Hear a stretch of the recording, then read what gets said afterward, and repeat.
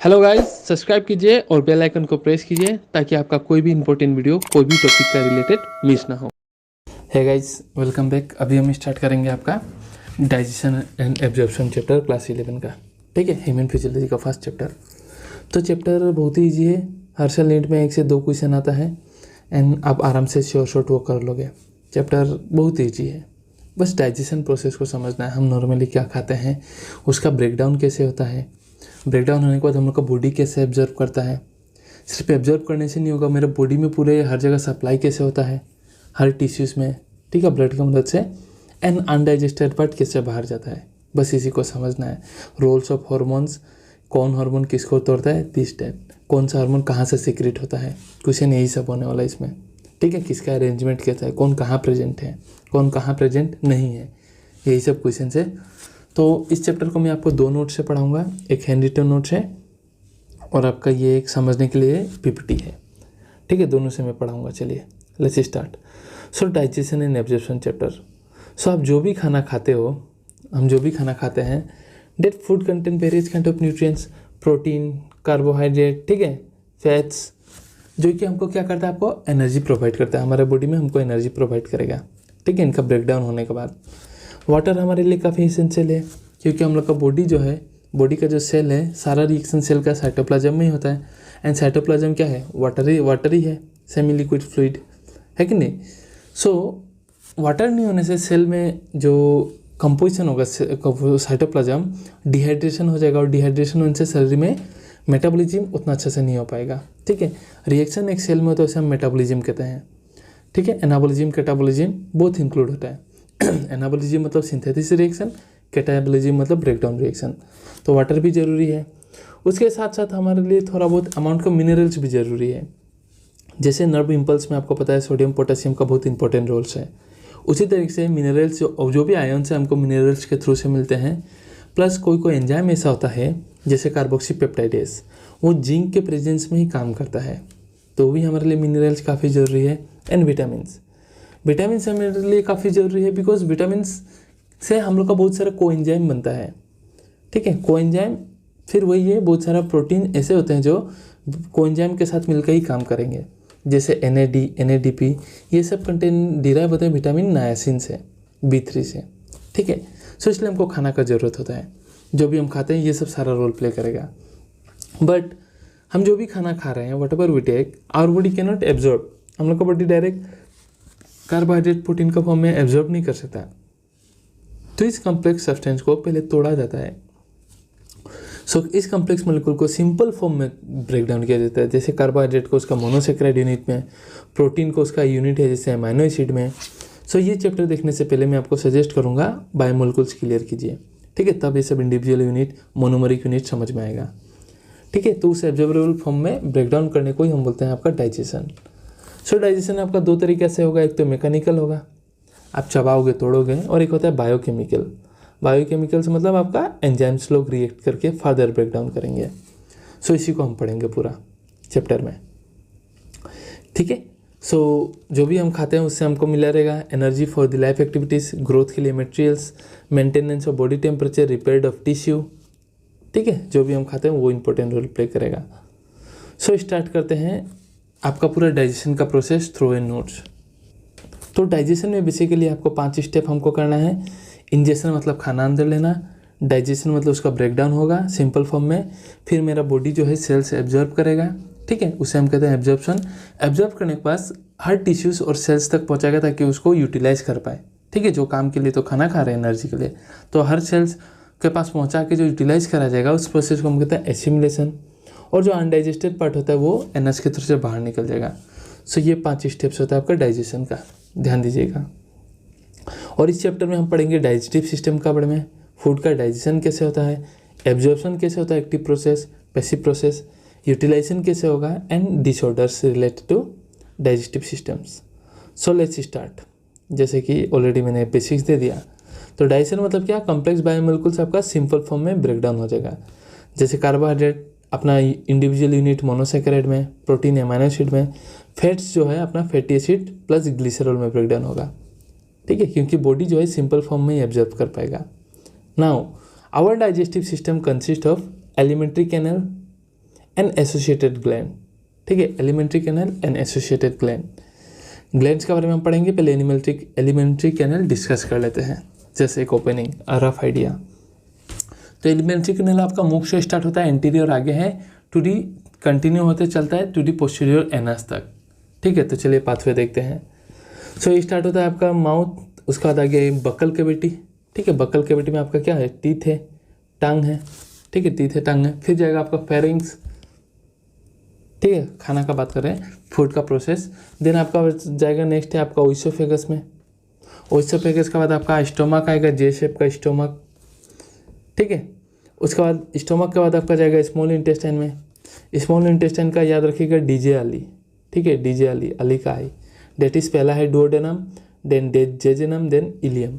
उसके बाद जाएगा लार्ज इंटेस्टाइन। लार्ज इंटेस्टाइन का याद रखिएगा class representative, that is CCR. पहला पार्ट जो होगा लार्ज इंटेस्टाइन का वो होगा caecum, then colon, then rectum. ठीक है, कॉलन फिर 4 पार्ट में डिवाइड होता है, फिगर से अभी हम देखेंगे। Ascending colon, transverse colon, descending colon and sigmoid colon. And finally anus में आपका एलिमेंट्री जाके कंप्लीट हो जाएगा, जो कि पोस्टीरियर ओपनिंग है। तो इसी को थोड़ा बहुत अभी हम देखेंगे। ऑलराइट, ठीक है, तो वही है फिगर। ये माउथ, यहाँ बकल कैविटी, यहाँ फेरिंग्स रहेगा, ये ओइसोफेगस, फिर स्टोमक। ठीक है, फिर आप स्मॉल इंटेस्टाइन में जाओगे, which includes your duodenum, jejunum, ileum, then large intestine. ठीक है, which includes your caecum. Caecum include करेगा आपका फिर कॉलन। कॉलन का 4 रीजन होता है बोला मैंने, ये असेंडिंग, ये ट्रांसवर्स, ये डिसेंडिंग, और यहाँ में एस शेप है, देखो ये एस शेप, उसे बोलते हैं sigmoid colon. 4 part. And this is your rectum. ठीक है, एंड फाइनली एनस के थ्रू से बाहर हो जाएगा। सो एलिमेंट्री कैनल आपका ये इंक्लूड करता है। इसके साथ जो एसोसिएटेड ग्लैंड्स होते हैं जो डाइजेशन में हेल्प करेंगे, वो सब इंक्लूड होता है। Salivary gland, gastric glands, liver, pancreas and intestinal glands, सबको हम डिटेल्स में पढ़ेंगे, डोंट वरी। ठीक है, सो स्टार्ट करते हैं आपका एलिमेंट्री कैनल से। पहला पार्ट डेट इज माउथ से स्टार्ट करते हैं। सो माउथ का काम क्या होता है? सो माउथ इज़ वेरी इंपॉर्टेंट, क्योंकि ये क्या करता है, आपका फूड को रिसीव करेगा, उसे आप बोलते हो इंजेशन। ठीक है, इन लेना, फूड को अंदर लेना, ingestion. Now it consist of your palate, जिसे रूप बोलते हो, यही रहता है, ये रहा। ठीक है, जो कि एंड टीथ तो दिखाई दे रहा है, एंड योर टंग। ठीक है, टंग। सो अभी आपका क्या होता है, पैलेट का आगे का जो पोर्शन होता है इधर में, ऊपर में, वो काफ़ी हार्ड होता है, और पीछे की ओर आप टांग लगा के खुद फील करो तो सॉफ्ट होता है, सॉफ्ट पैलेट। टंग जो है आपका बकल कैविटी जो है, उसका फ्लोर के साथ अटैच होकर रखा हुआ है विथ ए मस्कुलर ऑर्गन, आप उसे कहते हो फ्रेनेलम। ठीक है, so tongue is a muscular organ attach to the floor of oral cavity. Oral cavity के साथ जुड़ा हुआ है थ्रू ए स्ट्रक्चर जिसे आप कहते हो फ्रेनेलम है, यहाँ में फ्रेनेलम। ठीक है, और ये टंग में आपका कुछ स्मॉल प्रोजेक्शन होता है, जिसे आप बोलते हो पेपिली। क्या बोलते हो? जिसे आप बोलते हो पेपिली। ठीक है, और some of the papillae, not all papillae, some of the papillae भी आर टेस्ट बर्ड, जिसे आप टेस्ट कर सकते हो। ठीक है, और at the back on either side of the tongue tonsils are present. Tongue के पीछे आपका टॉन्सिल्स प्रेजेंट होता है। ठीक है, तो खत्म इसका, टंग का कहानी खत्म। नेक्स्ट स्टार्ट करते हैं टीथ के साथ। ठीक है, सो नाउ टीथ। सो टीथ जो है आपका, हम लोग का जो ह्यूमन का टीथ है, वो 3 प्रकार के डिस्क्रिप्शन दिया जाता है। हमारा टीथ थिकोडोंट है। वाई हमारा टीथ थिकोडोंट है? बिकॉज हमारा टीथ जो है एक सॉकेट की तरह स्ट्रक्चर में एम्बेडेड रहता है। सो ऐसे अरेंजमेंट को हम कहते हैं थिकोडोंट। तो हमारा है भाई सॉकेट में रहता है। हम लोग का टीथ डाइफाइडोंट है। क्यों? क्योंकि हम लोग का लाइफ में 2 बार टीथ आता है, एक बार बचपन में मिली टीथ, फिर परमानेंट टीथ एडल्ट में। सो डाई मतलब 2। एंड हम लोग का टीथ को हम हेटेरोडोंट भी कहते हैं। हेटेरो मतलब डिफरेंट। तो हम लोग का टीथ का जो शेप एंड फंक्शन है डिफरेंट है। 4 प्रकार का टीथ होता है, incisor, canine, premolar and molar. ICPM याद रखिएगा। ठीक है, इसलिए हेटेरोडोंट भी हम लोग का टीथ का जो है। Now coming to the dental formula. ठीक है, डेंटल फार्मूला में आते हैं हम। सो डेंटल फार्मूला क्या है आपका, फिगर से एक्सप्लेन करता हूँ। So this is heterodont, thecodont and diphyodont. क्या है आपको पता चल गया है? हेटेरोडोंट डेंटिशन मतलब क्या, अलग डिफरेंट काइंड का टीथ प्रेजेंट होगा। दैट इज इंसाइसर जो कटने का काम आएगा, कैनाइन टीयरिंग का काम आता है, ये रहा यहाँ में होता है, प्रीमोलर मस्टिकेशन एंड मोलर भी मस्टिकेशन का काम आता है। ठीक है, नाउ अभी क्या होता है ध्यान दीजिएगा, व्हाट इज डेंटल फॉर्मूला। ठीक है, डेंटल फॉर्मूला क्या है? सो डेंटल फॉर्मूला मतलब अरेंजमेंट ऑफ टीथ। यहाँ मैं आपका अभी दे रहा हूँ ये आधा जो को मिल रहा, हाफ जो, ठीक है, हाफ को ले रहा हूँ मैं। सो डेंटल फॉर्मूला मतलब क्या है? Arrangement of teeth in the upper half जो, मतलब ठीक है, हाफ जो में अरेंजमेंट ऑफ टीथ होता है उसे हम कहते हैं डेंटल फॉर्मूला। सो उसे हम एक लाइन से डिवाइड कर देते हैं और ऊपर में जो लिखेंगे वो होगा अपर हाफ जो का और नीचे में जो होगा लोअर हाफ जो का। That is dentition formula adult के लिए होता है आपका 2 1 2 3। कितना? तो 2 1 2 3। इसका मतलब क्या? तो देखिए आपका जो एडल्ट में होगा ये 2 दांत होंगे आपका इंसाइजर, फिर एक होगा काटने वाला दांत जिसे आप बोलोगे कैनाइन, 2 होगा प्रीमोलर और एक होगा 3 होगा आपका मोलर। ठीक है, सिमिलरली आधा में जो अपर हाफ में है उसका आधा भी तो सेम ही होगा ना अपर हाफ में। ठीक है, सो लोअर हाफ में भी वही होता है 2 1 2 3 अरेंजमेंट। सो ऊपर में फुल के लिए आप 2 से इंटू कर दो, नीचे में भी फुल जो के लिए आप 2 से इंटू कर दो। आधा में जितना है भाई दूसरा भी उतना ही होगा। तो टोटल टीथ आपको कितना मिलेगा? 2 1 3 2 5 और 3 8, 8 इंटू 2 16 एंड नीचे 16। तो एडल्ट में 32 टीथ्स होते हैं। ठीक है, और चाइल्ड में डेंटल फॉर्मूला क्या है? चाइल्ड का जो डेंटल फॉर्मूला होता है वो 2102 होता है बाई 2102। मतलब चाइल्ड में 2 आपका होता है इंसाइजर, एक कैनाइन प्रीमोलर नहीं होता है, प्रीमोलर नहीं होता है, कैनाइन प्रीमोलर नहीं होता है, मोलर टीथ कितना होता है? तो आपका होता है 2। तो टोटल टीथ कितना हो? 5। एक अपर हाफ में 5 है तो दूसरा में भी 5 होगा, 10। तो 10/10 डेट इज चाइल्ड में आपका कितना टीथ होता है? 20। ठीक है, अब हम लोग का जो 2 1 2 3 था, 2 1 2 3, उसमें से जो ये लास्ट का मोलर टीथ है ना, थर्ड मोलर टीथ, वो आपका 18 ईयर्स का बाद ही आता है, 18 ईयर्स का बाद आता है। ठीक है, जो मोलर टीथ होता है वो 18 ईयर्स का बाद आता है। सो अगर कुछ आप क्वेश्चन ऐसा हो कि ह्यूमन में कौन सा टीथ मोनोफाइडोंट है जो लाइफ में एक ही बार आने वाला है इंसान का, तो उसका आंसर तो होगा पहले ये रहा, उसका तो आंसर होगा पहले ये प्री मोलर टीथ, क्योंकि प्री मोलर टीथ चाइल्ड में नहीं था। ठीक है, एंड थर्ड मोलर टीथ, क्योंकि थर्ड मोलर भी आपका बच्चे में नहीं था, उसमें सिर्फ 2 ही मोलर था, विजडम टीथ तो नहीं था। सो ये है उसका answer. Alright, so I hope इसी के साथ मैंने पूरा डेंटिशन ही क्लियर कर दिया। सो ट्रिकोडोंट मतलब क्या? जो सॉकेट में रहेगा इस तरह से अरेंजमेंट, ये दिखा के रखा हुआ है, देखिए incisor, canine, premolar and molar figure है, ये जो सॉकेट है। एंड डाइफाइडोंट मतलब क्या? बता ही दिया मैंने, मिल्क टीथ और परमानेंट टीथ आने वाला है। Alright, so the last four molar teeth appear only at the age of 8, that is 2 1 2 3। एक जो में ये जो थर्ड वाला है, फिर उसका सेकेंड वाला 2, नीचे में 3 और इधर एक 4। तो 4 जो आपका मोलर टीथ है वो 18 ईयर्स के बाद आएगा, उसे आप बोलते हो विजडम टीथ। ठीक है, और हार्डेस्ट च्यूइंग सब्सटेंस, जो टीथ का ये जो हार्डेस्ट च्यूइंग सब्सटेंस होता है, ठीक है, ये जो होता है आपका बना रहता है इनामल से, जिसका ओरिजिन एक्टोडर्मल होता है, याद रखिएगा, एक्टोडर्मल रीजन से बना रहता है।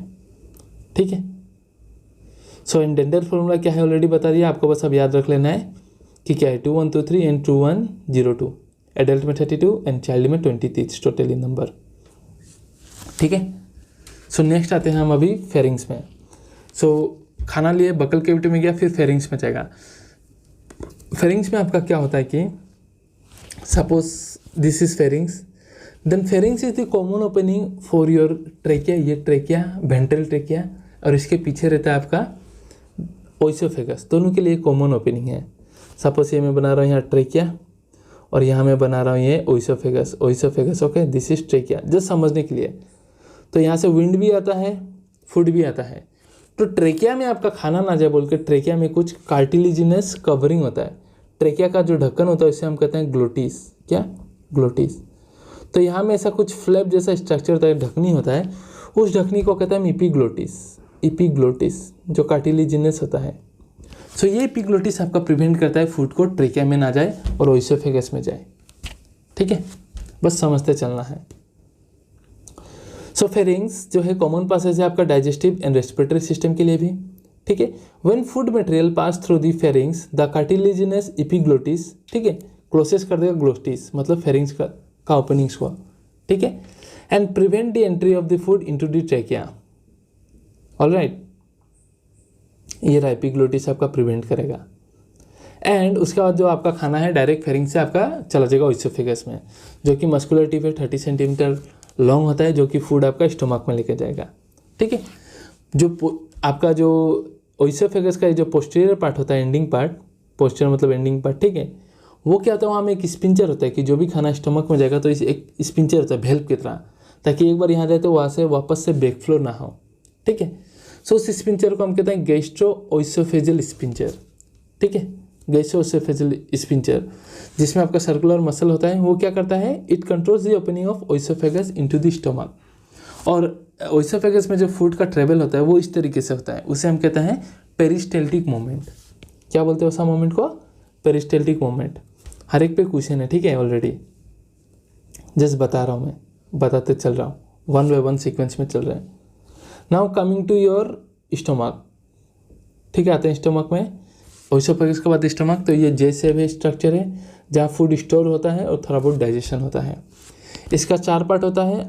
ठीक है, अपर पार्ट को आप बोलते हो फंडस, फिर आपका कार्डियक मेन बॉडी होता है, न्यू इनिशिएटिव है, एंड द लोअर पार्ट जिसे आप बोलते हो पाइलोरिक।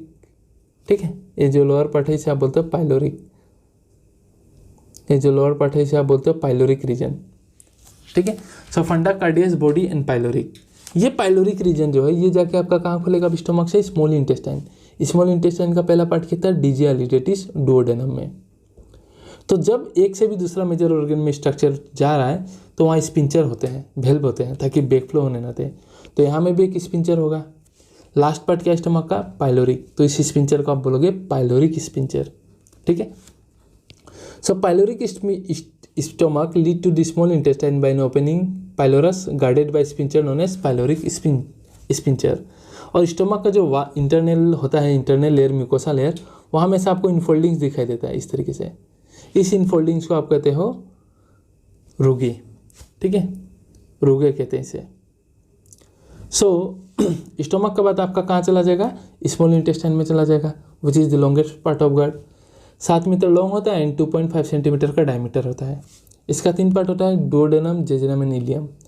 डुओडेनम जो होता है आपका सी शेप का होता है। ठीक है, ये रहा सी शेप का होता है। फिर जाएगा नेक्स्ट रीजन में आपका इलियम, सॉरी जेजुनम, जहाँ आपका मैक्सिमम एब्जॉर्प्शन होगा, डाइजेशन होगा। एंड फादर और हाईली कोल्ड रीजन में जाता है जिसे आप कहते हो इलियम। और ये जाके आपका खुल जाएगा कहाँ, तो लार्ज इंटेस्टाइन में।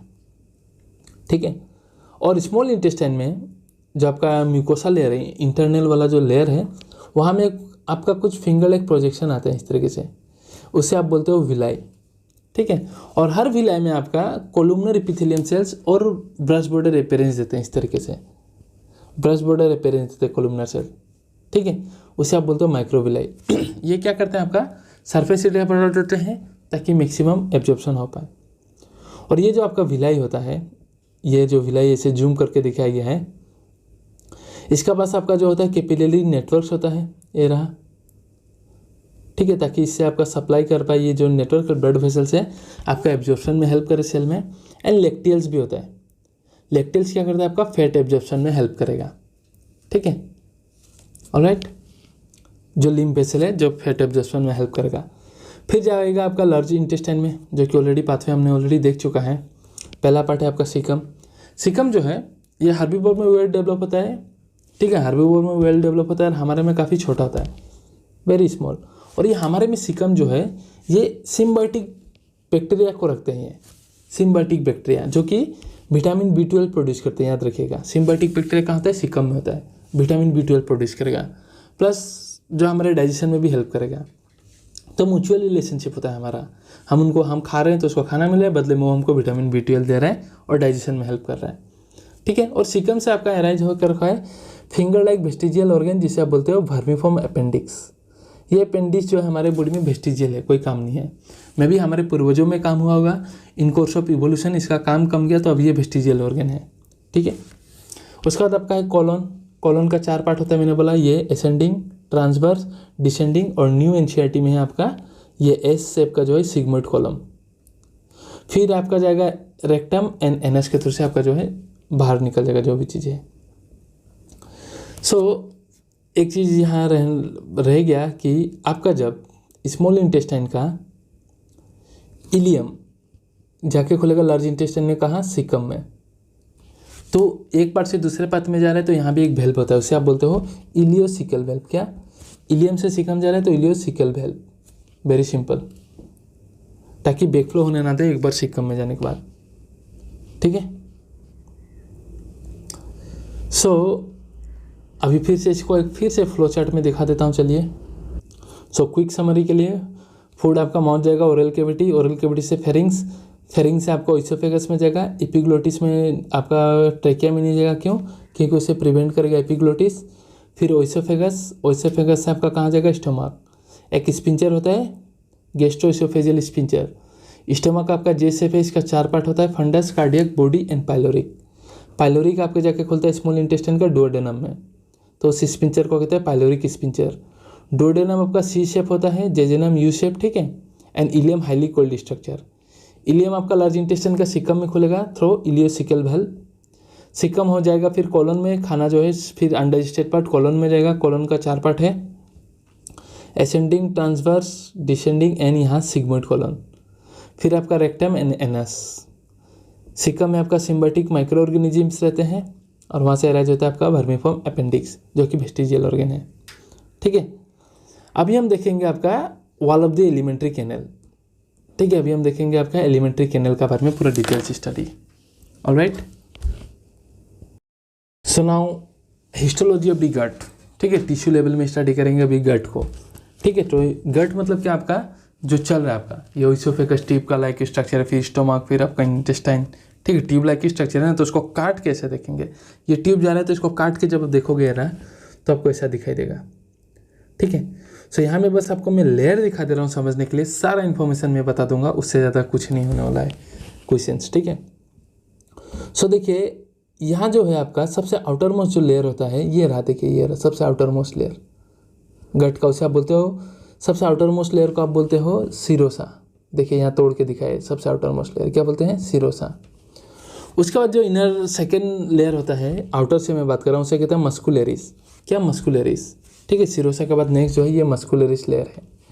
ये क्या होता है, मस्कुलरिस में क्या होता है आपका अंदर की ओर, आउटर की ओर जो है लंजिट्यूडिनल मस्कुलर लेयर होते हैं, मतलब लंजिट्यूडिनल लेयर होता है।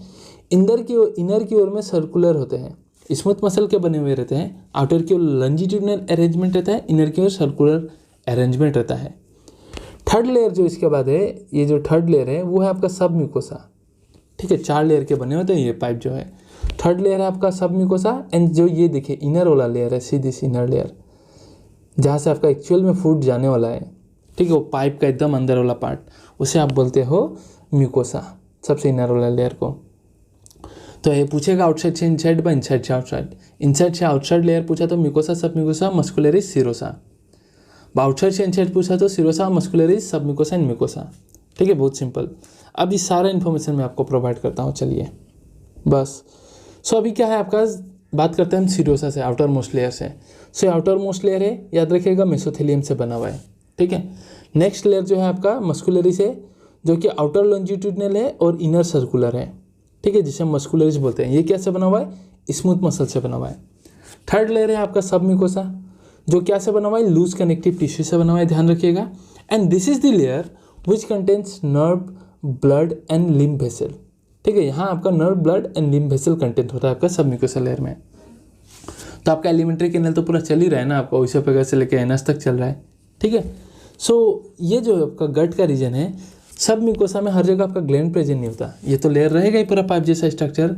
सिर्फ ये पाइप जैसा स्ट्रक्चर में ये आपका जो सब म्यूकोसा लेयर है, इनर से सेकेंड लेयर, वो सिर्फ डुओडेनम में ऐसा रीजन होगा जहाँ ग्लैंड प्रेजेंट होगा, और उसे आप क्या बनोगे, ब्रनर्स ग्लैंड बोलोगे। क्या बोलोगे उसे, ब्रनर्स ग्लैंड बोलोगे। So Brunner's gland is present in duodenum का रीजन में, कौन सा लेयर में, सब म्यूकोसा लेयर में। ठीक है, और आता है सबसे इनर वाला layer, that is your mucosa. Submucosa जो है इनर मोस्ट लाइनिंग है एलिमेंट्री कैनल का। ठीक है, यहाँ में म्यूकोसा में आपका कुछ सेल्स होता है जिसे हम कहते हैं goblet cells. Goblet cell unicellular cell है, जो क्या काम करता है, ये म्यूकस सीक्रेट करता है। क्या, म्यूकस सीक्रेट करता है, ताकि फूड का लुब्रिकेशन करवाए और म्यूकोसा को जो HCl प्रोड्यूस होता है ना स्टमक में, उस HCl से डिस्ट्रॉय होने को बचाए म्यूकोसा को। ठीक है, वो म्यूकस। और स्टमक में इंटरनल फोल्डिंग में आपको पता है रुगे है, इनफोल्डिंग्स होता है रुगे। एंड म्यूकोसा में ही, म्यूकोसा लेयर में ही होता है स्टमक में। और स्मॉल इंटेस्टाइन का अगर म्यूकोसा का बात करें, ऐसा जा रहा है, अगर स्मॉल इंटेस्टाइन का अगर आप म्यूकोसा का बात करो तो हमें आपने देखा प्रोजेक्शंस निकलता है, जैसे आप बोलते हो विलाई, वहाँ से further brush border columnar epithelium cells होते हैं जिसे आप बोलते हो माइक्रोविलाई। ठीक है, वो कहाँ में रहता है, तो म्यूकोसा लेयर में रहता है, कहाँ है, स्मॉल इंटेस्टाइन का। Which contains capillaries and lymph vessel. Lymph vessels को क्या बोलते हैं, लेक्टियल्स, मैंने फिगर से बताया। काम क्या था, इसका फैट एब्जॉर्प्शन का काम था। ठीक है, और स्टोमक में ये जो म्यूकोसा लेयर है वहाँ कुछ ग्लैंड्स भी प्रेजेंट है, उसे आप बोलते हो गैस्ट्रिक ग्लैंड्स। क्या बोलते हो उसे आप, गैस्ट्रिक ग्लैंड्स बोलते हो। सो एलिमेंट्री कैनल काफ़ी है, इतना सारा इन्फॉर्मेशन है, इससे ज़्यादा और कुछ आपको जानने की ज़रूरत नहीं है। हर एक पॉइंट पर यहाँ से ध्यान रखना है। ठीक है, सो नाउ एसोसिएटेड ग्लैंड, डेटिसी और डाइजेस्टिव ग्लैंड से स्टार्ट करते हैं। ठीक है, एलिमेंट्री कैनल हमने देख लिया एक ओवरव्यू, अब स्टार्ट करते हैं डाइजेस्टिव ग्लैंड से। ठीक है, सो डाइजेस्टिव ग्लैंड से आपको पता है ये डाइजेस्टिव जूस सीक्रेट करेगा जो डाइजेशन में मदद करेगा। ठीक है, इसमें आपका आएगा salivary gland, gastric gland, liver, pancreas and intestinal glands. So इसको 1 बाय 1 पढ़ते चलेंगे। ठीक है, तो डाइजेस्टिव ग्लैंड्स आपको पता है 3 प्रकार का डाइजेस्टिव ग्लैंड्स होता है और दे आर 3 पेयर, नंबर में 6 होता है, 3 pairs of salivary glands are present. ठीक है, एक होता है आपका parotid gland which is the largest salivary gland, कहाँ में होता है, तो चिक्स में होता है, you can see this, cheeks में होता है। दूसरा टाइप का जो है वो है आप बोलते हैं सेब मैक्सिलरी और सब मैंडिबुलर ग्लैंड्स, ये लोअर जो में होता है। ठीक है, लोअर जो में होगा। एंड थर्ड प्रकार जो है, जो all are present in 1 pair, उसे बोलते हो सब लिंगुअल ग्लैंड, जो कि टंग के बिलो में प्रेजेंट होगा। सिलेवरी ग्लैंड से जो सलाइवा सेक्रेट करेंगे, सलाइवा के साथ और भी बहुत कुछ। सो इसका लोकेशन ध्यान रखिएगा। ठीक है, so saliva, salivary gland secrete saliva which constant 99.9% water, mucus होता है, लुब्रिकेशन में हेल्प करेगा। एंड 2 एंजाइम सीक्रेट करता है, सिलेवरी एमाइलेस। ठीक है, जिसे हम टाइलिन भी कहते हैं, जो स्टार्च को ब्रेक डाउन करवाएगा। जब खाना खाते हैं ना मुख में, वो सलाइवा के साथ खाना जो मिक्सिंग होता है वहाँ स्टार्च का ब्रेक डाउन होता है, 30% स्टार्च का ब्रेक डाउन हो जाता है माउथ में ही with the help of the salivary amylase, जिसे टाइलिन भी कहते हैं। और दूसरा प्रकार का एंजाइम होता है लाइजोजाइम, ये एंटीबैक्टीरियल एंजाइम है। सो अगर खाना में कुछ बैक्टीरिया है तो उसको ये किल कर देगा। And electrolytes like sodium, potassium chloride and bicarbonates are also present in the saliva which are secreted by salivary glands. ठीक है, नेक्स्ट ग्लैंड्स का बात करते हैं हम, आपका gastric glands. So gastric glands, so tubular glands found inner wall of the stomach. Gastric का बात करें, स्टोमक में ही मिलेगा, म्यूकोसा लेयर में। ठीक है, what they do, they secret acidic gastric juice, जो एसिडिक पीएच में काम करे। ठीक है, सो गैस्ट्रिक ग्लैंड जो होता है, गैस्ट्रिक ग्लैंड में आपका 3 प्रकार का सेल मिलते हैं, mucus neck cell, chief cell and oxyntic cell. क्या है, इसको मैं अभी ट्रिक के साथ पढ़ा दूंगा, डोंट वरी।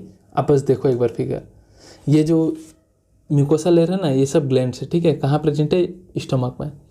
क्या बोल रहे हैं आप इसे, गैस्ट्रिक ग्लैंड बोल रहे हो। यहाँ 3 प्रकार के सेल होते हैं, इसका अरेंजमेंट कुछ ऐसा होता है। ठीक है, सो एक को बोलते हैं म्यूकस नेक सेल, फिर आपका होता है chief cell and parietal cell. Figure नीचे जस्ट बता रहा हूँ, 3 प्रकार के सेल होते हैं गैस्ट्रिक ग्लैंड्स में। क्या काम और क्या फंक्शन, अभी ट्रिक के साथ बता रहा हूँ मैं। सो 3 प्रकार के जो सेल होते हैं, जैसे कि अभी हमने देखा, तो म्यूकस नेक सेल वो क्या सीक्रेट करेगा आपका, वो सीक्रेट करेगा आपका म्यूकस, जो क्या करेगा, प्रोटेक्शन में हेल्प करेगा। जैसे मैंने बोला लुब्रिकेशन, एंड स्टमक का जो इनर लेयर है वहाँ एसिडिक पीएच से उसको प्रोटेक्ट करेगा, म्यूकस नेक सेल। नेक्स्ट है आपका पेप्टिक और चिप सेल। ठीक है, ये क्या सीक्रेट करता है और कैसे याद रखना है, PEP, पेप। ठीक है, पेप से याद रखना। पेप्टिक सेल आपका पेप्सिनोजेन सीक्रेट करेगा, क्या, pepsinogen. And pepsinogen is pro enzyme. Now what is pro enzyme, pro enzyme मतलब इनएक्टिव एंजाइम।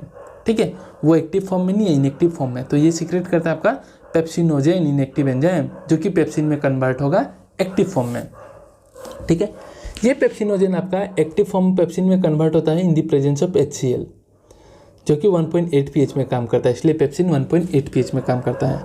नाउ ये HCl कौन सीक्रेट करता है, तो ये HCl आपका सीक्रेट करता है पैराइटल और ऑक्जिंटिक सेल, जो 3rd प्रकार का सेल था, इसे ऑक्जिंटिक सेल भी कहते हैं, जो कि आपका HCl सीक्रेट करेगा। एंड कैसेल इंट्रिंसिक फैक्टर्स, कुछ फैक्टर्स सीक्रेट करते हैं, इंट्रिंसिक फैक्टर, जो विटामिन B12 का एब्जॉर्प्शन के लिए बहुत इंपॉर्टेंट रोल प्ले करता है। अगर नहीं सीक्रेट कर पाए इंट्रिंसिक फैक्टर, तो हम लोग का बॉडी में पर्निशियस एनीमिया नाम का डिफिशियंसी हो जाएगा, बीमारी हो जाएगा। ठीक है, सो नाउ कमिंग टू याद कैसे रखें। तो ये पेराइटल सेल को आप याद रखिएगा हिप्पो से, डेट इज H से HCl, I से इंट्रिंसिक फैक्टर। कौन सीक्रेट करता है? तो P से पेराइटल सेल, वैसे ऑक्जेंटिक सेल भी कहते हैं हिप्पो, ठीक है। और पेप्टिक तो देखो P आ रहा है, PEP पेप्टिक मतलब पेप्सिनोजेन ही सीक्रेट करेगा, ठीक है, प्रो एंजाइम, और वो HCl का प्रेजेंस में एक्टिव काम करता है पेप्सिन में। और PC से याद रख लेना, C मतलब चीफ सेल भी से कहते हैं। But in case of adult और sorry in case of infant, protein digesting pepsin जो है प्रोटीन डाइजेस्टिंग एंजाइम है। So in case of infant आपका instead of your this pepsin, rennin enzyme जो है सीक्रेट होता है, जो मिल्क प्रोटीन को ब्रेक डाउन करेगा। Alright, so let's move now coming next gland, that is liver. So एकदम सिंपल में समझेंगे, लिवर को कॉम्प्लिकेटेड नहीं करेंगे, ठीक है। So liver is the largest gland, जिसका वेट करीब 1.5 kg तक होता है, ठीक है। It is reddish brown in colour. ये बाइलोब होता है, बाइलोब मतलब 2 लोब होता है, ये देखिए, एक आपका बड़ा सा लोब और एक छोटा लोब, ठीक है। डेट इज राइट का जो लोब होता है वो लार्ज होता है, लेफ्ट लोब होता है स्मॉल होता है। नाउ ईच लोब, हर जो लोब है आपका स्ट्रक्चरल एंड फंक्शनल यूनिट से बनता है, जैसे आप बोलते हो हिपैटिक लोब्यूल्स। यहाँ दुनिया भर का हिपैटिक लोब्यूल्स होते हैं, ठीक है। इस तरीके से आपका हिपैटिक लोब्यूल्स होते हैं दुनिया भर का, जिससे लिवर बना हुआ है, इसलिए हम उसे स्ट्रक्चरल एंड फंक्शनल यूनिट कहते हैं। इस हिपैटिक लोब्यूल्स में आपका दुनिया भर का हिपैटिक सेल्स प्रेजेंट होते हैं, ठीक है। और ये हिपैटिक सेल्स आपका क्या बनाते हैं? बाइल बनाते हैं। क्या बनाते हैं? बाइल बनाते हैं। और वो बाइल बनता है लिवर में by hepatic cells, and they are store and concentrated in this gall bladder. बनता यहाँ है लिवर में, पर स्टोर और कंसंट्रेट कहाँ होगा? गोल ब्लैडर में होगा। So let's see. और आपका जो ये होता है हिपैटिक लोब्यूल्स, ठीक है, हिपैटिक लोब्यूल्स से कवरिंग से ढका हुआ रहता है, जिसे आप बोलते हो ग्लिसन्स कैप्सूल्स, जो कि कनेक्टिव टिश्यू का होता है। ग्लिसन्स कैप्सूल से वो ढका हुआ रहता है, कवरिंग रहता है, ठीक है। So liver lobules is covered by Glisson's capsule, ध्यान रखिएगा। ये लोब्यूल में हैज मेनी हिपैटिक सेल होता है जो अरेंज एस्कोर्ड इस तरह से अरेंज रहता है अराउंड ए सेंट्रल वेन। सो इसका स्ट्रक्चर सीन्स है नहीं तो मैं एक्सप्लेन करके माथा ख़राब नहीं करूँगा, बहुत ईजी है, बट स्टिल लिव इट, ठीक है। और काम क्या करता है? वो बाइल जूस सीक्रेट करता है। नाउ बाइल क्या होगा? आपका ट्रांसपोर्ट होगा फ्रॉम लिवर टू डुओडेनम, पर पहले लिवर से गोल ब्लैडर में जाएगा, बाद में डुओडेनम, ठीक है। कैसे तो मैं पाथवे बता रहा हूँ, अभी एक डायग्राम से मैं आपको पाथवे बढ़िया से समझा दे रहा हूँ। नाउ सी, यहाँ से लिवर से आपका क्या बना? बाइल बन रहा है। वो बाइल लिवर का आपका आएगा पहले लिवर का डक्ट से, उस डक्ट को आप बोलोगे हिपैटिक डक्ट। लिवर से निकल के आ रहा है ना, तो डक्ट का क्या बोलोगे? Hepatic duct. फिर जाएगा आपका गोल ब्लैडर में कंसंट्रेट एंड स्टोर्ड होने के लिए, और गोल ब्लैडर से जो डक्ट आ रहा है उसे आप बोलोगे सिस्टिक डक्ट। क्या बोलोगे? सिस्टिक डक्ट, ठीक है। गोल ब्लैडर से जो बोलोगे उसे सिस्टिक डक्ट, और ये हिपैटिक डक्ट। सो यहाँ से आया, गोल ब्लैडर में गया, अब वहाँ से रिलीज होकर इसको जाना है डुओडेनम में, ठीक है। सो ये जो उसका बाद ये जो डक्ट बना, इसे आप बोलोगे कॉमन बाइल डक्ट। क्या? Common bile duct, which form of hepatic duct and cystic duct, जो कि आपका क्या करता है? जाके ज्वाइन कर लेता है आपका पेनक्रियाटिक डक्ट के साथ। यहाँ में पेनक्रियास से उधर से एक पेनक्रियास का डक्ट भी आएगा, उसके साथ ज्वाइन करेगा, और टुगेदर जाके ओपन हो जाएगा आपका डुओडेनम में, स्मॉल इंटेस्टाइन का कहाँ? डुओडेनम में, ठीक है। डुओडेनम में ओपन हो जाएगा। और जो कॉमन बाइल डक्ट, ठीक है, जो लिवर से आ रहा है, वो पेनक्रियाटिक डक्ट से जब जुड़ गया तो उस कॉमन रास्ते को आप बोलोगे hepato pancreatic duct, liver and pancreas का डक्ट, जो कि आपका डुओडेनम में खुलेगा। और जब खुलेगा तो यहाँ में एक स्पिंचर होगा, जिसे आप बोलोगे स्पिंचर ऑफ ओडी, ठीक है। सो आपको डायग्राम में समझा देता हूँ और बढ़िया से, ठीक है। सो देखिए, आया यहाँ से हिपैटिक डक्ट, लिवर से आया कॉमन बाइल डक्ट आपका, ठीक है। वहाँ से जब आया आपका इधर से पेनक्रियास से एक डक्ट आया जिसे बोलो पेनक्रियाटिक डक्ट, उसके साथ ज्वाइन कर लिया। जब ज्वाइन कर लिया तो इसे आप बोलोगे हिपाटो पेनक्रियाटिक डक्ट, जो डुओडेनम में खुलेगा। तो वहाँ में एक स्पिंचर होगा, that is sphincter of Oddi. So hepato pancreatic duct is guided by sphincter of Oddi, ठीक है। और बाइल इस तरीके से आपका लिवर से डुओडेनम में जाएगा, गोल ब्लैडर से आके। सो बाइल हैज़ नो एंजाइम, ठीक है। ये डाइजेस्टिव जूस है, बट इसके पास कोई एंजाइम नहीं होता, याद रखिएगा। क्वेश्चन खूब पूछता है किसके पास एंजाइम नहीं है, कोई एंजाइम नहीं होता। इंस्टेड इसका पास बाइल पिगमेंट्स होता है, जैसे बिलीरुबिन एंड बिलीवर्डिन। कुछ बाइल सेल्स होते हैं, ठीक है। कोलेस्ट्रॉल होता है, लिटियोलाइन एंड फॉस्फोलिपिड्स होता है। और इसका काम होता है इमल्सिफिकेशन ऑफ फैट्स, फैट्स का ये ब्रेकडाउन करवाता है, इमल्सिफिकेशन करवाता है। तो इसको ध्यान दे दीजिएगा, ठीक है। ये एक पाथवे है जो कि समझा कर रखा हुआ है, जो कि मैंने ऑलरेडी आपको बता दिया, ठीक है, तो ग्लैंड्स पढ़ रहे हैं अभी। Now coming to the next gland, that is your next gland जो है आपका, डेट इज योर पेनक्रियास। ठीक है, सो पेनक्रियास जो it is the second largest gland. ठीक है, seen near duodenal loop area, duodenal का जो आपका सी शेप है वहाँ से आपका पेनक्रियास होता है। सो पेनक्रियास एक हेटेरोक्राइन ग्लैंड है। हेटेरो मतलब डिफरेंट, यहाँ एक्सोक्राइन पोर्शन भी होता है, एंडोक्राइन पोर्शन भी होता है। ठीक है, सो एक्सोक्राइन एंडोक्राइन तो आपका पता है हार्मोन बनाएगा। ठीक है, एंडोक्राइन पोर्शन जो है आपका हार्मोन बनाएगा, और एक्सोक्राइन पोर्शन क्या करता है आपका, पेनक्रेटिक जूस सीक्रेट करता है।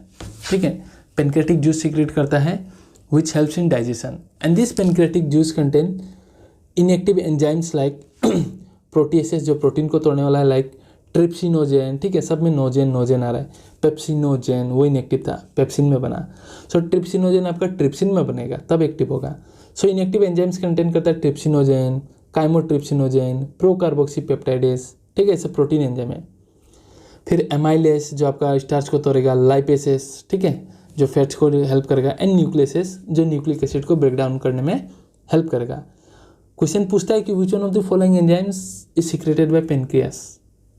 ठीक है, एक्सोक्राइन पार्ट से, बस which one of the not, तो इसलिए हर चीज़ को ध्यान रख लेना है।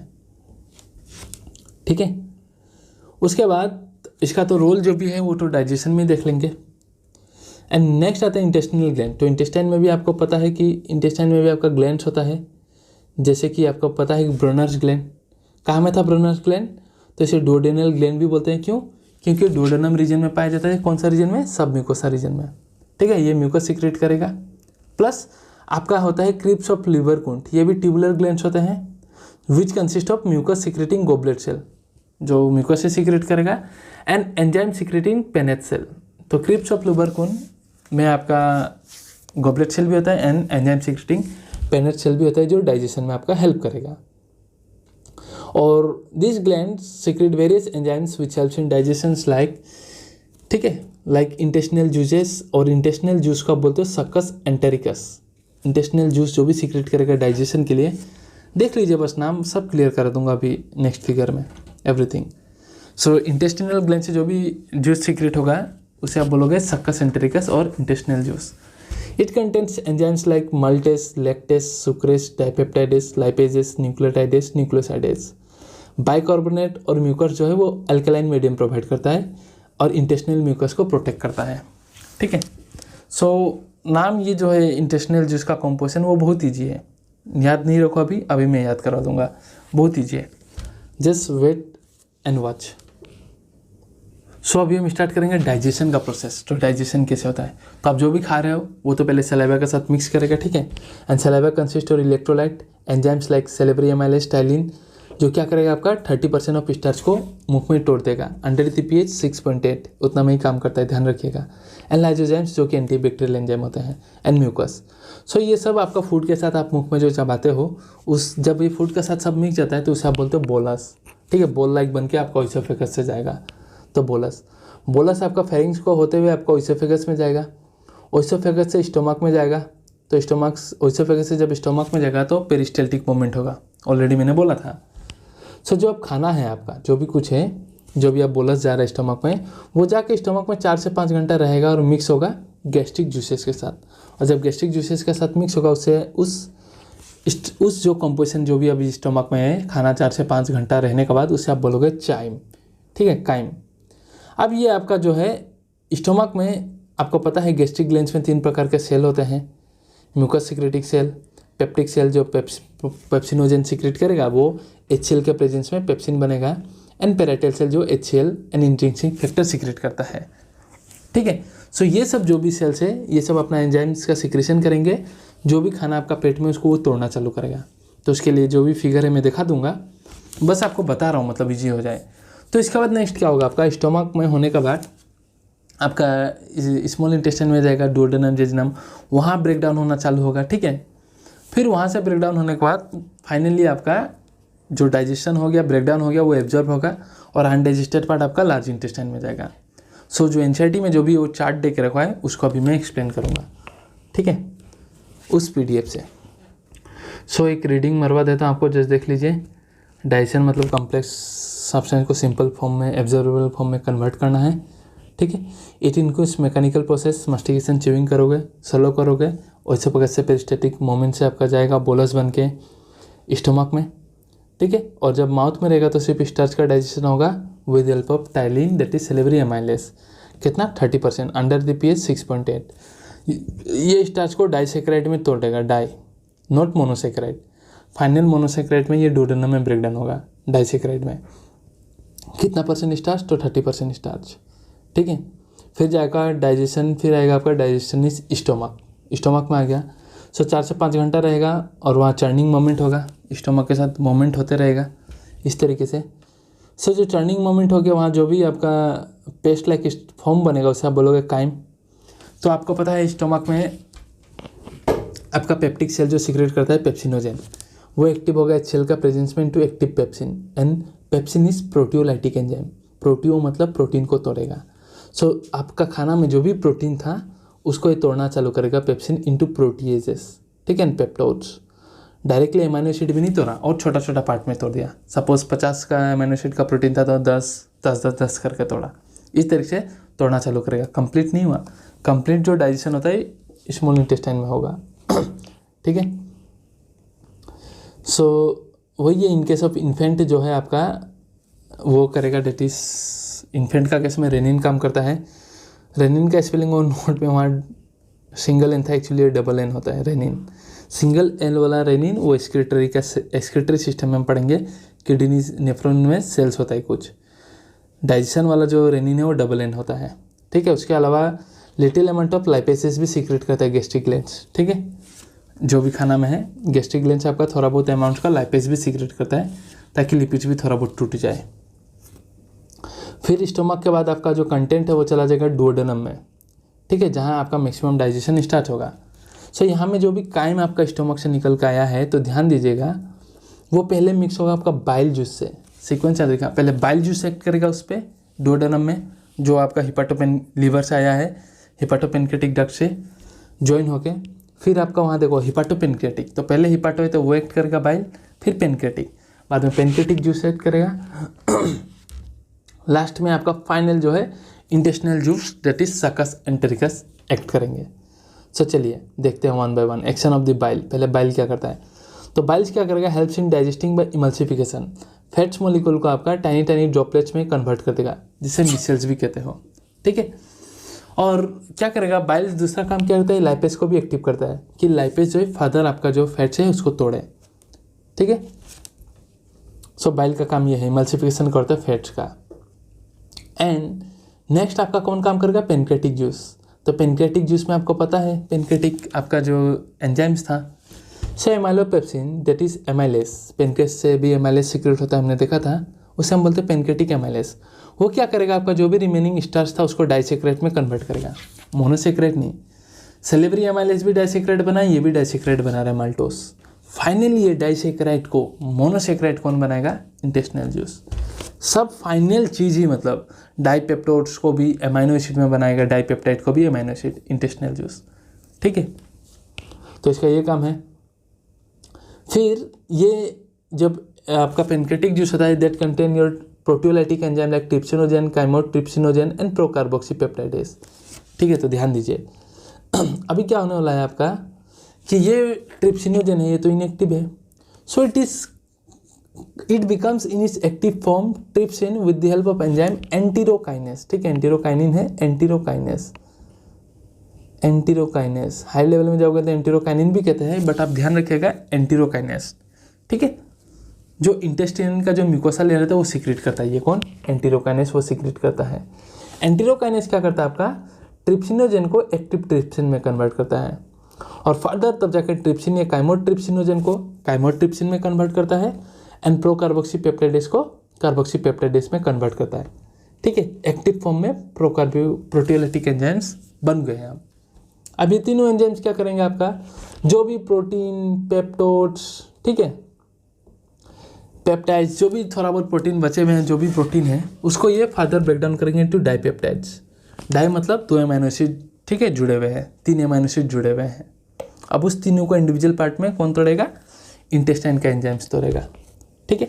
फिर इंटेस्टाइन में आपका होता है यहाँ फैट्स को तोड़ेगा कौन, लाइपेसेस तोड़ेगा इनटू डाइग्लिसराइड्स, फिर मोनोग्लिसराइड्स, ठीक है। और मोनोग्लिसराइड्स है फैटी एसिड प्लस ग्लिसरॉल को कौन तोड़ेगा? Intestinal juice. न्यूक्लिक एसिड जो था उसको न्यूक्लियस क्या करेगा? न्यूक्लियोटाइड में तोड़ देगा, और ये न्यूक्लियोटाइड को न्यूक्लियोसाइड और नाइट्रोजनस बेसिस में तोड़ेगा इंटेस्टाइन का जूसेस। सो ये टेबल आपका एनसीईआरटी में भी है, बहुत सिंपल है, ठीक है। सो नेक्स्ट हम देखेंगे आपका डाइजेशन इन, ठीक है, action of the your intestinal juice. Alright, so देखेंगे हम next action of the intestinal juice. So action of the intestinal juice, तो जैसे आपका बाइल ने काम कर दिया, पेनक्रेटिक जूस ने काम कर दिया, नेक्स्ट आपका कौन काम कर रहा है? डुओडेनम में final breakdown.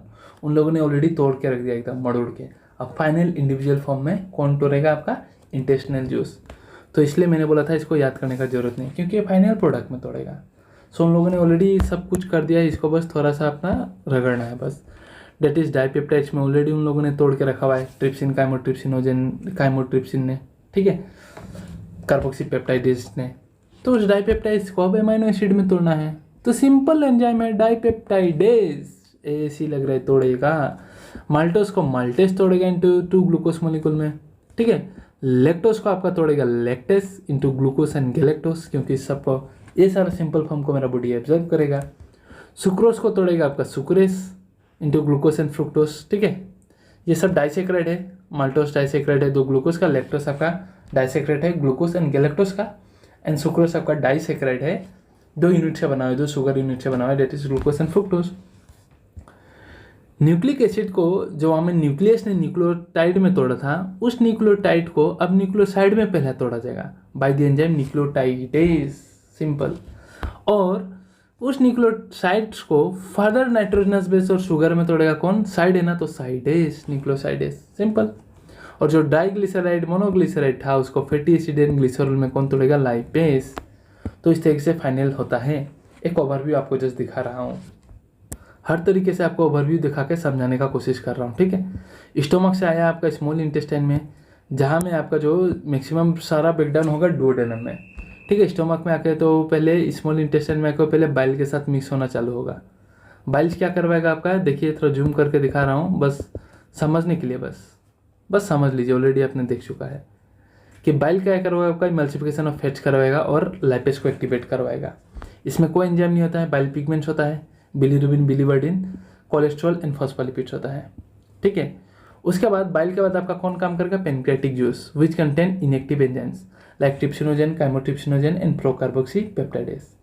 Trypsinogen is activated into active trypsin by enterokinase secreted by mucosa layer of intestine, ठीक है। फिर ये ट्रिप्सिन आपको काइमोट्रिप्सिनोजेन को काइमोट्रिप्सिन में कन्वर्ट करके एंड प्रोकार्बोक्सीपेप्टाइडेज को कार्बोक्सीपेप्टाइडेज में, सब मिलकर प्रोटीन को आपका डाइपेप्टाइड्स में तोड़ेंगे, ठीक है, सिंपल। और एमाइलेज जो है पेनक्रेटिक एमाइलेज आपका क्या करेगा? स्टार्च को तोड़ेगा माल्टोस में, डाइपेप्टाइड डाइसेक्राइड में। लाइपेसिस आपका फैट्स को तोड़ेगा, मोनोग्लिसराइड डाइग्लिसराइड में ऑलरेडी हमने फिगर देख लिया न्यूक्लियस क्या करेगा। ये सब होने के बाद फाइनल काम कौन करता है? आपका इंटेस्टिनल जूस। सो क्वेश्चन पूछेगा इंटेस्टिनल जूस किस पे एक्ट करता है? So it act on the end product of pancreatic juice. Pancreatic juice का जो भी एंड प्रोडक्ट बन रहा है उस पर फाइनल एक्ट करेगा इंटेस्टिनल जूस और करेगा फाइनल ब्रेकडाउन, जो कि अभी हमने फिगर में देखा, ठीक है। सो ब्रेकडाउन जो है आपका सारा डुओडेनम में होता है और एब्जॉर्प्शन आपका जेजुनम इलियम में होगा। और जो भी अनडाइजेस्टेड पार्ट होता है वो अनडाइजेस्टेड पार्ट आपका लार्ज इंटेस्टाइन में चला जाएगा, ठीक है। जहाँ लार्ज इंटेस्टाइन में चला जाएगा आप पूरा तो डायरिया तो होगा नहीं, जो वाटरी फ्लूइड आपका निकल जाएगा, फिसेस, ठीक है। सो लार्ज इंटेस्टाइन का है, डाइजेशन में उतना एक्टिविटी रोल नहीं है, वो एब्जॉर्प्शन करेगा वाटर का, कुछ मिनरल्स एंड ड्रग्स का। और आपका जो भी फीसेस है वो कॉलोन के थ्रू होते हुए, ठीक है, सिकम कॉलोन के थ्रू होते हुए रेक्टम में टेम्पोरली स्टोर हो जाएगा और एनास के थ्रू से बाहर निकल जाएगा। सो आई होप मज़ा आ गया ये देख के, ठीक है। सो चलिए देखते हैं। So large digestion in large intestine. So large intestine there is no significant digestive activities. Function क्या है लार्ज इंटेस्टाइन का? तो ये water, minerals and certain drugs को एब्जॉर्ब करवाता है, ठीक है। कुछ म्यूकस सीक्रेट करता है for adhering waste, that is undigested part को लाहे से लुब्रिकेट करवा के इजी पैसेज प्रोवाइड कर पाए, ठीक है। सो fully digested semi fluid and alkaline food in small intestine is called Kyle. Stomach में बात हो काइम, इसमें तो हम बोलते हैं इसे चाइल, ठीक है, याद रख लीजिएगा। ना regulation of digestive activities, regulation कैसे होता है, तो सिंपल एक चार्ट दिखा रहा हूँ, उससे आपको ध्यान रख लेना है, ज़्यादा माथा नहीं मारना है। रेगुलेशन का एंड योर एब्जॉर्प्शन का क्या प्रोसेस है, सिंपल से मैं दिखाते रहा हूँ, उसको आपको देख लेना है, हो जाएगा एकदम, उतना माथा नहीं मारना है, ठीक है। So now regulation of your digestive tract, ठीक है। सो ये जो है सिंपल है, बस आपका जो है गैस्ट्रिक और इंटेस्टिनल जो सिक्रेशन होते हैं, they are under the neural control, that is CNS, central nervous system के कंट्रोल में, and the secretion of your digestive juice is under your hormonal control. बस खत्म है, ठीक है। नेक्स्ट आते हैं हम आपका, ठीक है, that is your absorption of digested product. जो आपका डाइजेस्ट हो चुका है ना, फॉर्म में ब्रेक डाउन हो गया, उसका एब्जॉर्प्शन कैसे होगा, तो ऐसे भी नो उसका एब्जॉर्प्शन क्या होगा। तो ये जो पाइप की तरह है, वहाँ का इनर लेयर को आप, इनर लेयर क्या है ये पाइप में, इनर लेयर म्यूकोसा है, ठीक है। तो इंटेस्टिनल म्यूकोसा के थ्रू से आपका ब्लड में जाएगा और ब्लड से आपका टिश्यू में जाएगा ताकि यूटिलाइज हो पाए अपने काम के लिए। उसी को आप क्या बोलते हो, assimilation. That is intestinal mucosa से आपका टिश्यू में पहुंचेगा थ्रू ब्लड ताकि वहाँ यूटिलाइज हो पाए, उसी प्रोसेस को आप क्या बोलते हो, एसिमिलेशन। नॉट ट्रांसपोर्ट मैकेनिज्म, बहुत सिंपल है, ट्रांसपोर्ट मैकेनिज्म देख लीजिए यहीं से, ठीक है। सो जो ट्रांसपोर्ट मैकेनिज्म है वो दो प्रकार के होते हैं, active and passive, passive and active. ए है एक्टिव में, तो याद रखिएगा यहाँ ATP लगता है, डेट इज एनर्जी लगता है एक्टिव प्रोसेस में। They are against the concentration gradient, low से हाई कंसेंट्रेटेड ग्रेडियंट में जाना पड़ता है, तो एनर्जी चाहिए। पैसिव ट्रांसपोर्ट में क्या होता है, आपका एनर्जी का जरूरत नहीं होता है, दे अंडरगो थ्रू, मतलब क्या होता है, डिफिशिएंसी रहते हैं, हाई कंसेंट्रेशन से लो कंसेंट्रेशन में जाते हैं। कभी खुद ही चले जाएंगे तो सिंपल डिफ्यूजन, कभी वो कंसेंट्रेशन हाई से लो जाने में लगे, कभी कोई प्रोटीन होता है वो उसको लेके जाएगा, बट कंसेंट्रेशन ग्रेडियंट होना पड़ेगा, तो उसे आप बोलते हो फैसिलिटेड डिफ्यूजन। तो किससे क्या लेके जाना है, लेके जाता है, आप उसको बस वही ध्यान रखना है। तो सिंपल डिफ्यूजन से आपका एब्जॉर्प्शन होता है फैट का, कैसे, सिंपल डिफ्यूजन से आपका एब्जॉर्प्शन होता है फैट का, कैसे, तो एस यू नो फैट्स जो है आपका बाइल सल्ट के साथ मिलकर माइसेली बना लेता है, ठीक है। बाइल सल्ट के साथ मिलकर आपका जो है मिसेली बना लेता है, पता है आपको, मिसेली बना लेगा। अब ये मिसेली में क्या होगा, ये एब्जॉर्ब नहीं कर पाता है बॉडी इस मिसेली को, तो अभी क्या होगा, ये मिसेली एब्जॉर्ब करने के लिए, सॉरी पेन इस सही है, सो ये मिसेली क्या करेगा, अब एब्जॉर्ब होने के लिए हमें क्या हो जाएगा, प्रोटीन कोट लग जाएगा इस तरीके से, ताकि बॉडी एब्जॉर्ब कर पाए। मैं दिखाऊंगा अभी स्पीकर में, तब आप उसे बोलते हो काइलोमाइक्रोन, ठीक है। फैट्स के साथ बाइल से लगे माइकेल मिसेली बना, फिर आपका प्रोटीन कोट लगे काइलोमाइक्रोन बना। अब ये काइलोमाइक्रोन आपका आराम से लेक्टियल्स में चला जाएगा, ठीक है, लिम्फ वेसल में, और उसके बाद आपका ब्लड स्ट्रीम में पहुंच जाएगा, तो डी सप्लाई होने के लिए हर बॉडी पार्ट्स में, ठीक है। तो सिंपल डिफिशियंसी आपका फैट्स होता है। फैसिलिटेड डिफिशियंसी है, याद रखिएगा, फ्रुक्टोज का ट्रांसपोर्ट होता है, और एक्टिव ट्रांसपोर्ट से आपका glucose, galactose, amino acid and sodium का ट्रांसपोर्ट होता है विद यूटिलाइजेशन ऑफ एनर्जी। इनका एब्जॉर्प्शन में एनर्जी खर्च करना पड़ता है, ठीक है।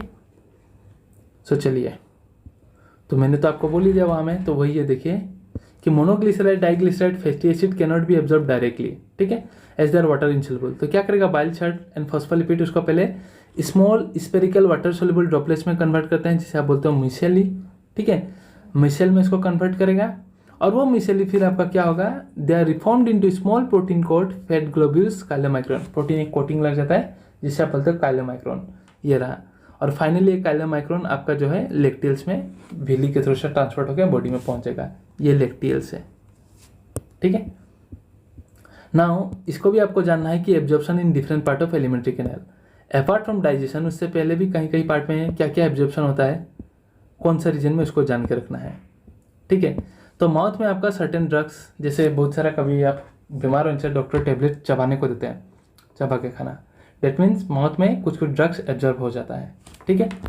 स्टोमक में क्या क्या एब्जॉर्ब होता है, तो स्टोमक में आपका water, simple sugar, some drugs and alcohol, ये सब एब्जॉर्ब होता है, स्टोमक रीजन में एब्जॉर्ब हो जाता है।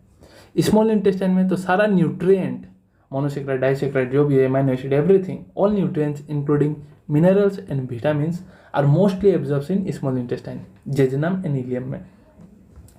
लार्ज इंटेस्टाइन भी भैया एब्जॉर्प्शन करता है कुछ कुछ, जैसे water, some minerals and drugs, तो इसको भी ध्यान रखना है, कौन सा रीजन में क्या एब्जॉर्ब होता है, कौन सा रीजन में क्या क्या एब्जॉर्ब होता है, इसको ध्यान रखना है, ठीक है। So small intestine is the chief area for absorption due to the presence of villi, क्योंकि वो सरफेस एरिया बढ़ा देता है, ठीक है।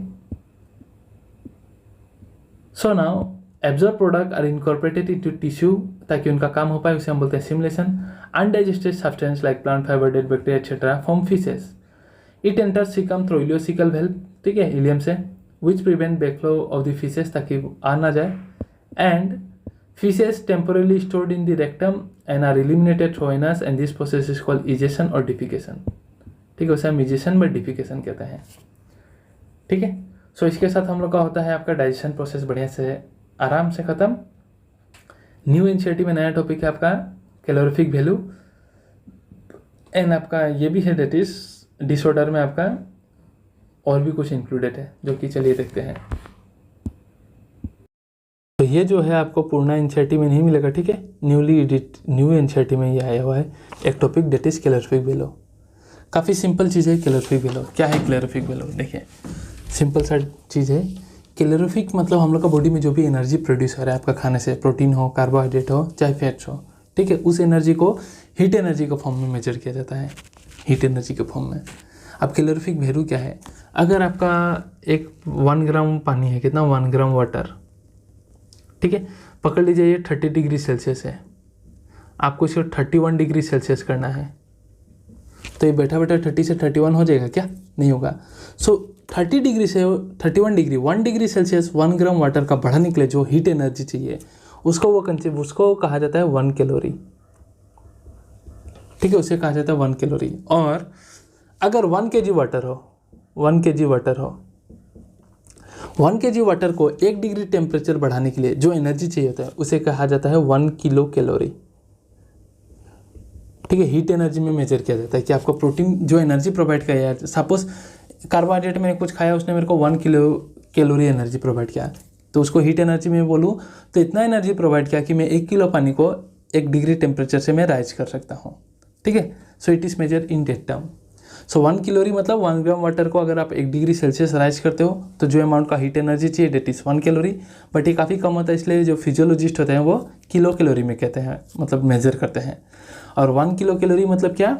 The amount of heat energy required to raise the temperature of water by 1 degree. 1 kilo पानी का 1 degree temperature rise करने के लिए जो हीट एनर्जी चाहिए उसी को 1 कैलोरी कहा जाता है, ठीक है। Now gross calorific value and physiologic calorific value मैं बता दे रहा हूँ क्या है। फिर ग्रोस कैलोरीफिक वैल्यू मतलब ग्रोस आइडियल कंडीशन में वो किया जाता है आपका बोम कैलोरीमीटर में, ठीक है। इस तरीके से वो इंस्ट्रूमेंट होता है जहाँ आपका ऑक्सीजन प्रेजेंट रहेगा और वहाँ फूड डाल दिया जाता है, कार्बोहाइड्रेट, प्रोटीन व कुछ भी। सो बोम कैलोरीमीटर में प्रोड्यूस करके जो हीट एनर्जी प्रोड्यूस करेगा, जो वैल्यू प्रोड्यूस होने वाला है, ठीक है, उसे कहते हैं ग्रोस कैलोरीफिक वैल्यू। और जो हम खाते हैं उससे हम लोग को जो एनर्जी मिलने वाला है, जो मेजर करेंगे हम, उसे हम बोलेंगे फिजियोलॉजिक कैलोरीफिक वैल्यू, ठीक बात है। सो कार्बोहाइड्रेट, प्रोटीन और फैट्स में पर ग्राम में कितना कैलोरीफिक वैल्यू हमको मिलता है? वो बॉडी में कार्बोहाइड्रेट में 4 किलो कैलोरी एनर्जी मिलता है पर ग्राम। कार्बोहाइड्रेट आप खाते हो ना, तो 4 किलो कैलोरी आपको एनर्जी मिलेगा। प्रोटीन खाने से भी 4 किलो कैलोरी, एंड फैट्स खाने से डबल से भी ज़्यादा, याद रख लेना, ठीक है। डेट इज़ 449, याद रख लेना calorific value, physiologic calorific value. And gross calorific value तो पूछता नहीं है, फिर भी एनसीईआरटी में है तो याद कर लेना, मन है तो, बट ये तो याद होना चाहिए क्योंकि इससे क्वेश्चंस भी बनेंगे।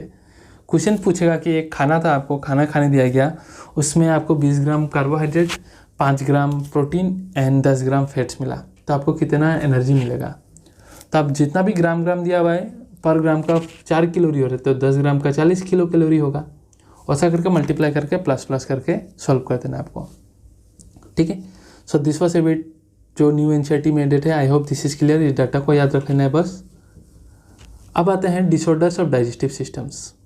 सो छोटा है, बस समझ लेना है, पिक पॉइंट को समझना है बस, ठीक है। That is jaundice.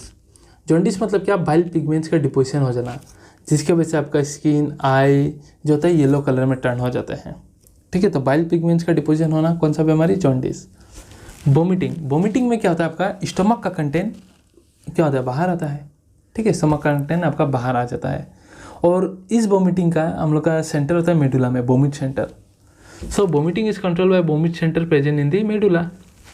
Second, plus आपका वोमिटिंग आने से पहले कुछ नोजिया फीलिंग आता है, वोमिटिंग टाइप।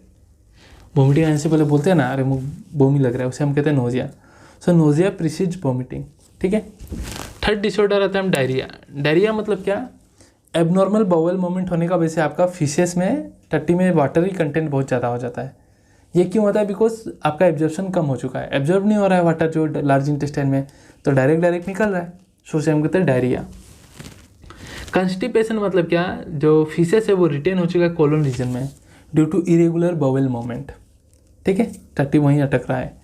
और इनडाइजेशन मतलब क्या भाई? खाना हजम ही नहीं हो रहा है। और ये ज़रूरी नहीं है कि आपका खाना खाने से ही हो। इनडाइजेशन आपका due to anxiety, tension, spicy foods, ये सब के वजह से भी होता है। सो ये सब डिसऑर्डर्स है, मैं पीडीएफ में भी दिखा दूंगा आपको लैंग्वेज। एंड और जो नया डिसऑर्डर आपका इनिशिएटिव में इंक्लूडेड है वो ये रहा। सो इसको मैं पॉइंट वाइज पढ़ा दूंगा, फिर वहाँ भी हम डिसऑर्डर देख लेंगे। एक ट्रिक से इसे याद रखते हैं, ठीक है। डेट इज़ कमला पसंद, केपी। क्या?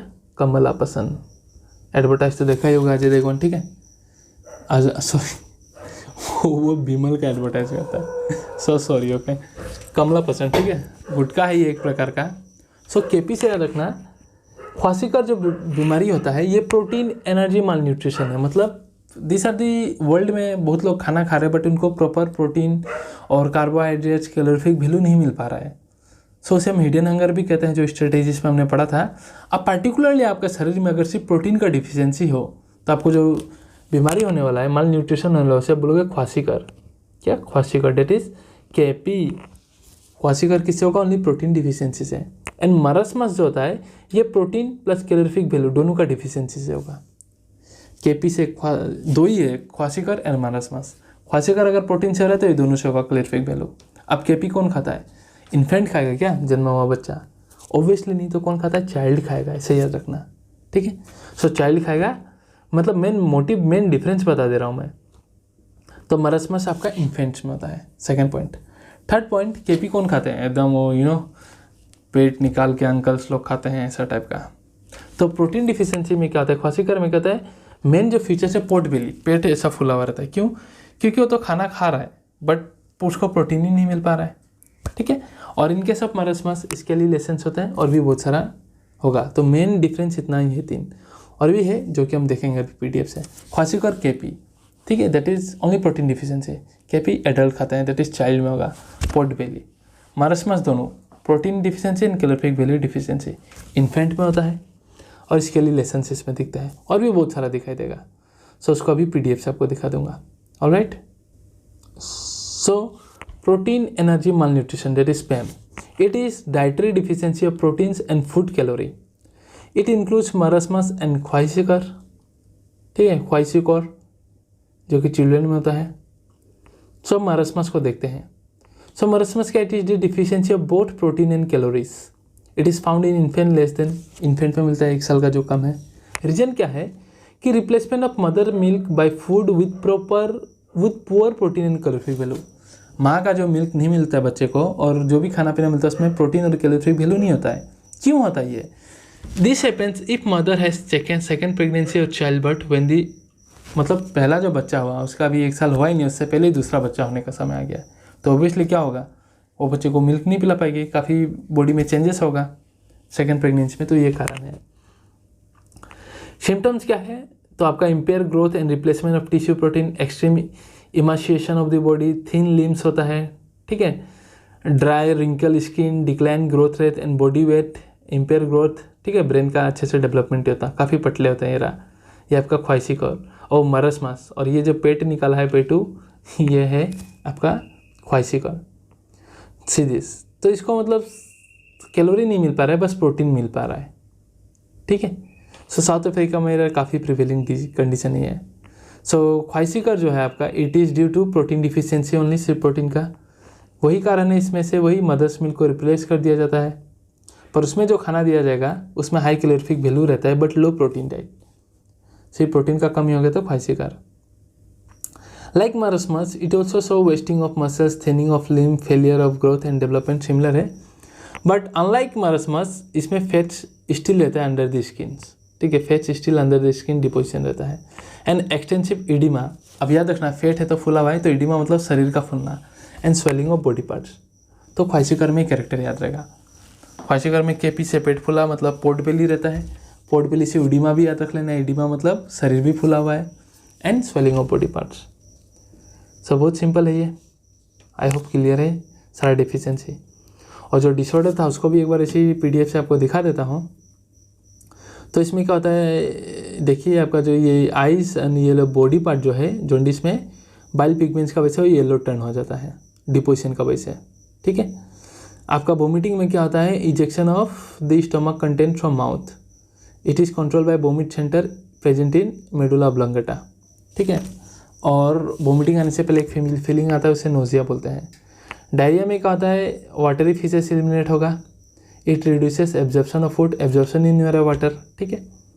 कंस्टिपेशन में क्या होगा, कॉलोन रीजन में आपका जो फीसेस है वो स्टोर हो जाएगा, अटक के रहेगा due to irregular bowel movement. And indigestion मतलब क्या, condition leading to feeling of fullness due to improper digestion. It is due to बहुत सारा कारण हो सकता है, एंजाइटी, इनएडिक्वेट एंजाइम सीक्रेशन, शरीर में सारा एंजाइम सीक्रेट नहीं हुआ तो टोड़ेगा नहीं तो डाइजेस्ट नहीं होगा, ठीक है। उस समय आपको चूरन खाना पड़ेगा, बंगाली बाबा का चूरन। Food poisoning and spicing food, ये कौन खाता है बंगाली बाबा का चूरन, 3 इडियट्स का। सो गाइस, इसके साथ चैप्टर होता है ख़त्म। मैंने कोशिश किया कि दोनों को मिला के कंबाइन करके बहुत बढ़िया से समझाओ। आप समझ में आया कि नहीं, कितना आया नहीं आया, आप कमेंट सेक्शन में ज़रूर बताना। कोई इम्प्रूवमेंट चाहिए तो so do let me know, and if you have any doubt comment section में बताना। Thank you very much guys, stay tuned for the next video.